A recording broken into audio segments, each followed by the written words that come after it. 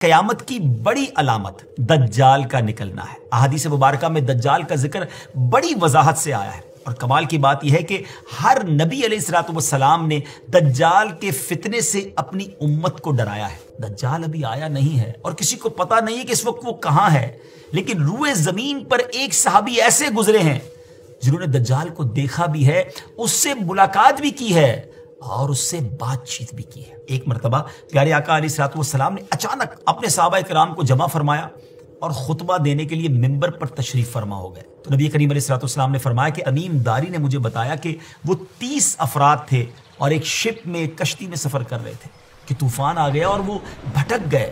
تقریباً مہینہ بھر وہ سمندر میں گھومتے رہے اور ایک دن سورج غروب ہونے کے وقت ایک نامعلوم آئلینڈ پر پہنچے۔ انہیں وہاں سیاہ رنگ کی مخلوق نظر آئی جس کے جسم پر بال بہت زیادہ تھے۔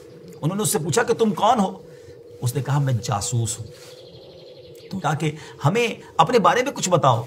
اس نے کہا کہ نہ میں تمہیں کچھ بتاؤں گا نہ تم سے کچھ سنوں گا، تم اس بت خانے میں جاؤ، وہاں ایک شخص تمہارا بڑی بے چینی سے ویٹ کر رہا ہے، وہی تمہیں کچھ سنائے گا بھی بتائے گا بھی۔ پھر وہ سب اندر چلے گئے۔ وہاں ایک شخص سختی کے ساتھ زنجیروں میں جکڑا ہوا تھا۔ اس نے پوچھا کہ تم لوگ کون ہو اور کہاں سے آئے ہو؟ جواب دیا کہ شام سے آئے ہیں۔ اس نے پوچھا کہ عرب کا کیا حال ہے؟ اور ایک شخص وہاں پیدا ہونا تھا، اس کا کیا حال ہے؟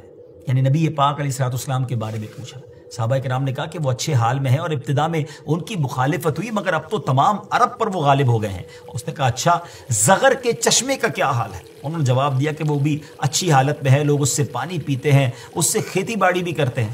پھر اس نے پوچھا کہ عمان اور بیسان کی کھجوروں کا کیا حال ہے؟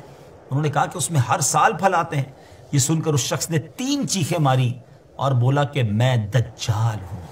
کہتا ہے ان قریب میں آزاد ہو جاؤں گا اور زمین کا چپا چپا گھوموں گا اور اس کا کوئی حصہ نہیں چھوڑوں گا سوائے طیبہ کے، کیونکہ مجھ میں وہاں جانے کی طاقت، وہاں جانے کی پاور نہ ہوگی۔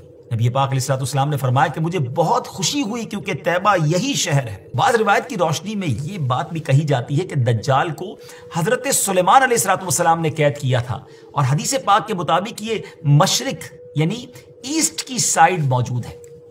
دجال کا فتنہ تاریخ انسانی کی ابتدا سے لے کر انتہا تک تمام فتنوں سے بڑا اور خطرناک فتنہ ہے۔ مختلف احادیث میں دجال کا جو حلیہ بتایا گیا ہے وہ یہ ہے کہ دجال ایک جوان مرد ہوگا، لمبا قد ہوگا، جسم بہت موٹا ہوگا، ایک آنکھ سے کانا ہوگا اور ایک کانی آنکھ ایسی ہوگی جیسے پھولا ہوا انگور، اور جبکہ اس کی ایک آنکھ خون آلود ہوگی۔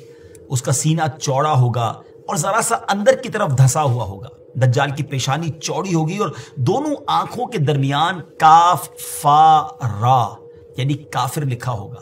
دجال کے نکلنے سے پہلے دنیا بہت بری حالت میں ہوگی۔ اس کے نکلنے سے 3 سال پہلے سے اس دنیا میں خشک سالی پھیل جائے گی، خشک سالی کا گویا سال پھیل جائے گا۔ علمی اور روحانی قحط بھی برپا ہوگا۔ دین کے معاملے میں لوگوں میں کمزوری پیدا ہو چکی ہوگی، علماء اور دیندار لوگوں کی قلت ہوگی۔ تب دجال ایسٹ کی سائڈ سے اصبہان یا خراسان نامی شہر سے نکلے گا اور زمین پر 40 دن رہے گا، جن میں سے ایک دن 1 سال کے برابر ہوگا، اور ایک دن 1 ماہ کے برابر، اور اگلا دن 1 ہفتے کے برابر، جبکہ باقی دن سال کے عام دنوں کی طرح ہوں گے۔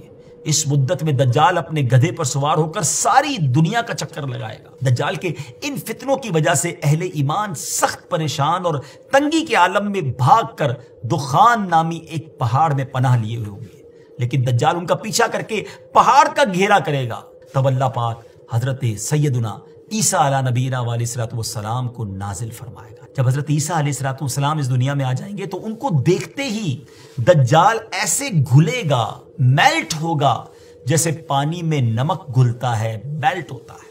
آپ علیہ السلام دجال کو مقام لد پر قتل کریں گے اور اس کے فالوورز میں سے ایک بھی کسی کو بھی زندہ نہیں چھوڑیں گے۔ یہ فتنہ بہت شدید ہوگا ناظرین۔ نبی پاک علیہ السلام نے فرمایا جو سورہ کہف کی پہلی 10 آیتیں یاد کرے گا دجال کے فتنے سے محفوظ رہے گا۔